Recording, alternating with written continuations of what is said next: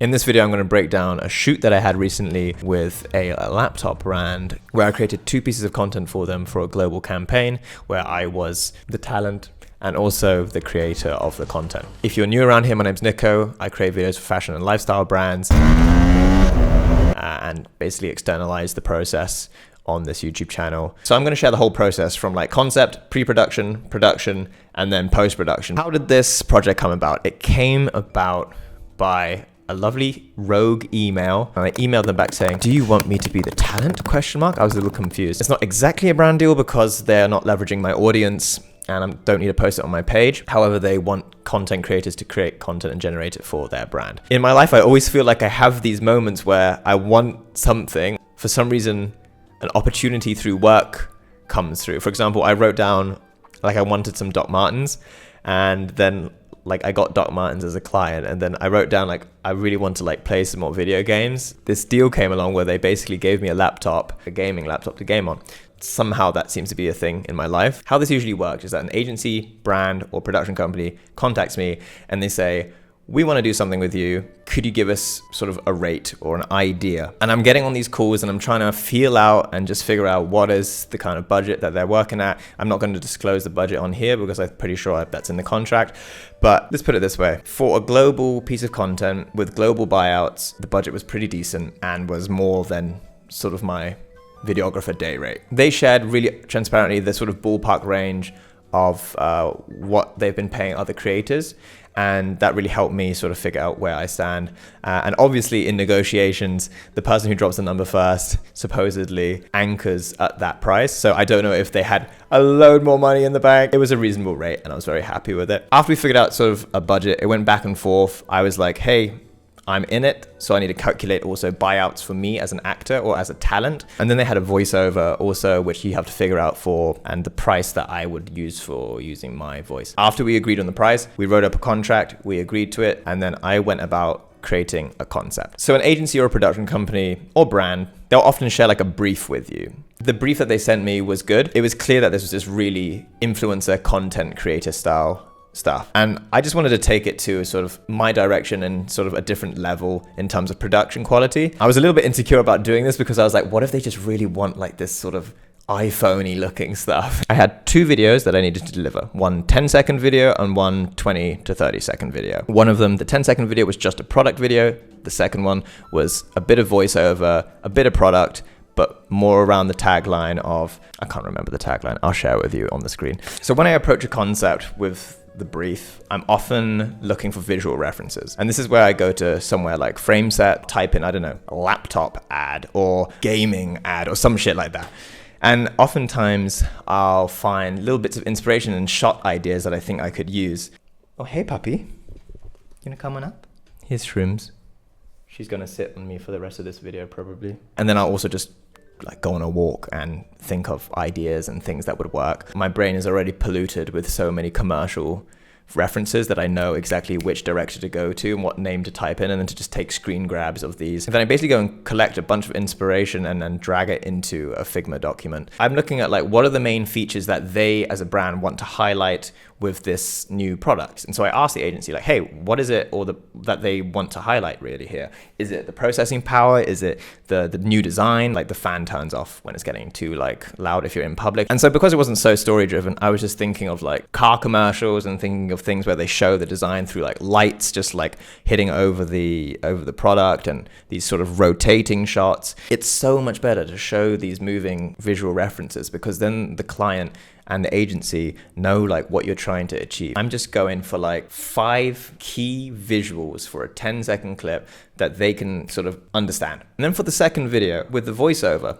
I wrote a script, something that felt somewhat sort of true to me, a little bit cheesy, I must admit. I went about putting and taking this microphone and recording a voiceover of that script. I've made this mistake many times before. I've made so many mistakes, guys. So I'm sharing this stuff so that maybe you don't have to. I look at my script and I record it and it's like a minute long. I'm just recording it and then I'm putting it into Premiere Pro and I'm making a pre-visual. A pre-visual is essentially a shittier version of the commercial I want to shoot. I make the pre-visual because then it shows me exactly what shots I kind of want, at what times with the voiceover, and it shows me also the timing of how long the shots need to be and what shots can work when and where. When it comes to then writing the shot list, which I do in pre-production, and know exactly what shots I need to get, and I know where they're gonna go. I'm always trying to show rather than tell, because one time I fucked up and I was just trying to tell. So in the concept, I'm showing all the things that the client would want to see and know. That's everything from my styling, the location that I'm gonna shoot at, the mood and the lighting, so that they can say, hey, actually we hate the color red.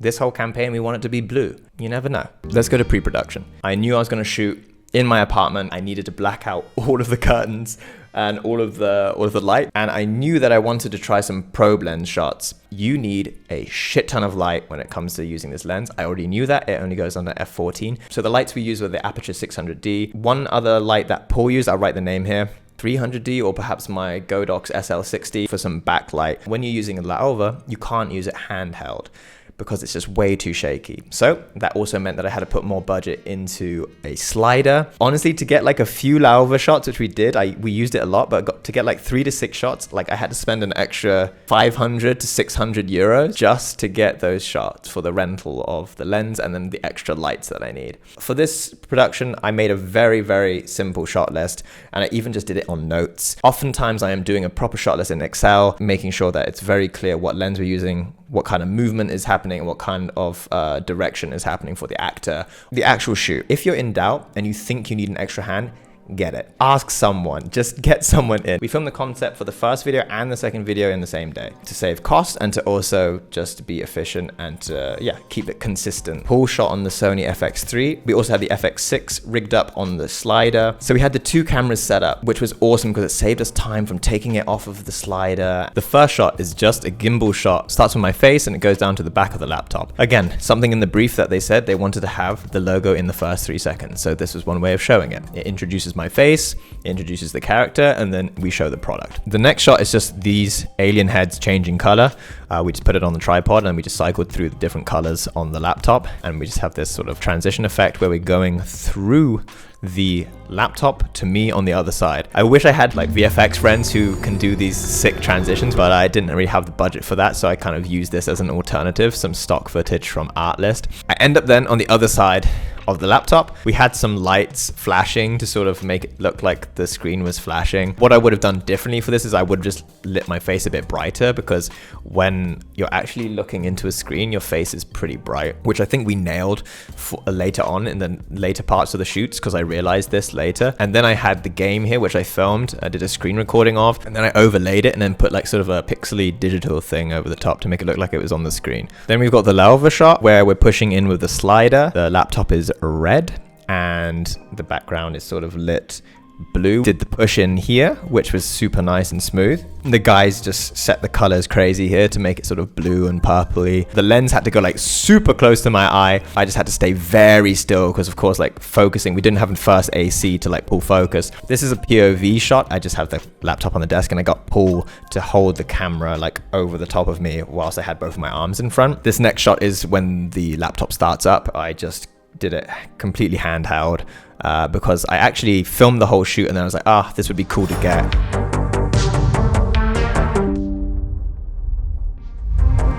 These shots were the product shots. We just had this light beam that was put on with the spotlight mount. We have this little product spinning machine. It's like 15 euros, I think I paid for it. And we just put the laptop on top and then used the Laowa lens and kept the Laowa and the camera in one position and just let the laptop spin. And we just played with different angles and just experimented with that. On the shoot day, I didn't have a shot where we had the actual stealth mode button come up, but obviously if you're a viewer and you know nothing about that, you don't know that F2 is activating stealth mode. So I got my bed, I got the laptop and I pulled it across my bed. And I'm just gonna grab, instead of moving my camera, which is really tricky to focus, especially when you're just one person, I'm just gonna pull the laptop towards me.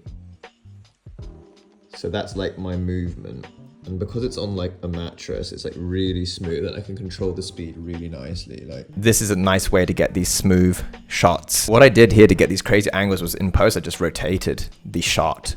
I just turned it and then just a dolly backwards to end the video, kind of full circle moment. So for these laptop shots, we also put a light on the other side of the laptop so it illuminated my face more, just a small panel light. We absolutely nuked the background with blue. And then we have also another bit of light coming in from the right to highlight the model number on front of the laptop. So small details like this, Paul absolutely crushed. So I start this video with a quick Laowa probe shot. We've changed the lighting to sort of daytime lighting. Again, nuking the lens with light. And I am wearing a white top because I'm going to do a transition in a bit. We had to raise the table super high. This next shot is just, again, a dolly in of me looking very busy as an entree pre-noir and just looking down to some papers or to my phone. This shot is super hard to get. So I couldn't find a way to use the slider to get this in focus. So I ended up just holding the laptop and just like using my arms and pulling it across the screen. I should have probably put it on the table somehow and just pulled it down, but the angle I wanted was to go from the bottom right to the top left, and it would have been like impossible just having it on the table. And I just figured if I do this enough times, I'm gonna get something. We put the aperture in the bedroom. We left the laptop in the same place. I was very careful not to move the laptop because it's a match cut / it needs to be perfect down the center.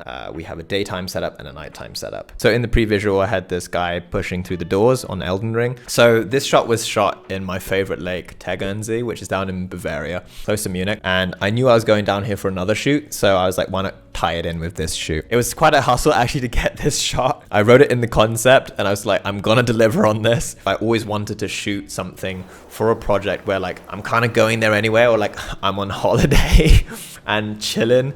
And then I also get to shoot something for a brand or a project like that. It's always been sort of a dream of mine, which came true. To just be sort of going somewhere I really love and just to incorporate it with a project or a shoot. I put some After Effects love into this. I'm shit at After Effects, but I managed to sort of make this look okay in the end. Filmed myself multiple times from multiple angles. It was really tough because the sky wasn't blue that day, like at all, for the 2 days I was down there. And finally I got like an evening where the sky was super blue, and this was the evening actually when the northern lights all came out across Europe and everyone was posting the next day, and I was super jealous because I missed it. This shot, I'm literally just holding the camera with my hand vertically, like up here.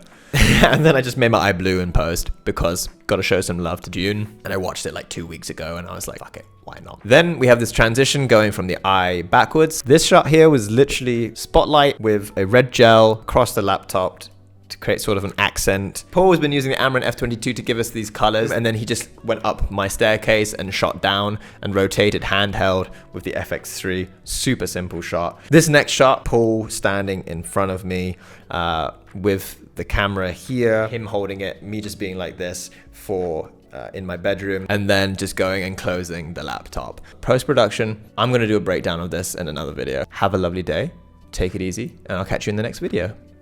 Peace.